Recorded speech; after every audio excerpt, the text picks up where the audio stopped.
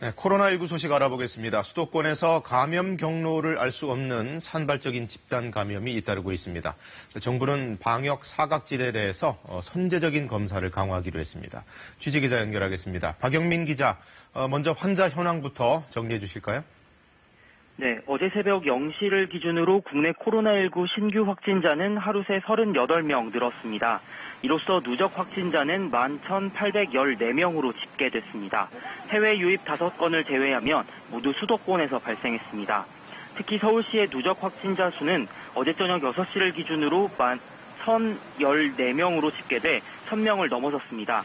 서울 관악구의 방문 판매 업체 리치웨이 관련한 확진자는 52명으로 늘었습니다. 리치웨이 확진자 1명이 생활해온 서울 구로구 중국 동포교회 쉼터에서는 고령의 중국 동포 8명이 함께 감염됐습니다. 수도권 개척교회 관련해서는 하루 새 4명이 추가 확진돼 모두 86명이 감염됐습니다.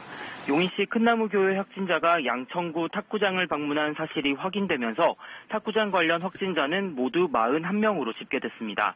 경기도 부천에서는 뉴코아 아울렛에서 근무한 50대 여성이 확진 판정을 받았고, 이에 따라 뉴코아 아울렛 부천점은 오늘 하루 동안 임시 휴점합니다. 현재까지 사망자는 273명인데 최근 닷새 동안 숨진 사람은 없었습니다. 하지만 최근 방문 판매 업체, 교회 소모임, 탁구장 등 집단 감염에서 고령의 확진자가 늘고 있어 긴장을 놓을 수 없는 상황입니다. 자, 그리고 정부의 방역 조치가 또 한 번 강화된다면서요? 네, 정부는 톡방촌과 고시원, 또 소규모 공사장이나 새벽시장처럼 행정력이 닿기 어려운 이른바 사각지대를 대상으로 선제적인 점검을 강화하기로 했습니다. 또 감염 경로가 불분명한 이른바 깜깜이 환자를 찾아내기 위해 기숙사나 군부대, 병원과 요양원 등에서의 전수검사도 병행합니다. 대규모 확산에 대비해서 검체 채취 키트도 최소 2주분 물량 이상 비축해 놓기로 했습니다. 서울시는 고령자들이 밀폐된 공간에서 밀집해 밀접하게 교류하는 모임에 대해 강력하게 자제를 요청했습니다.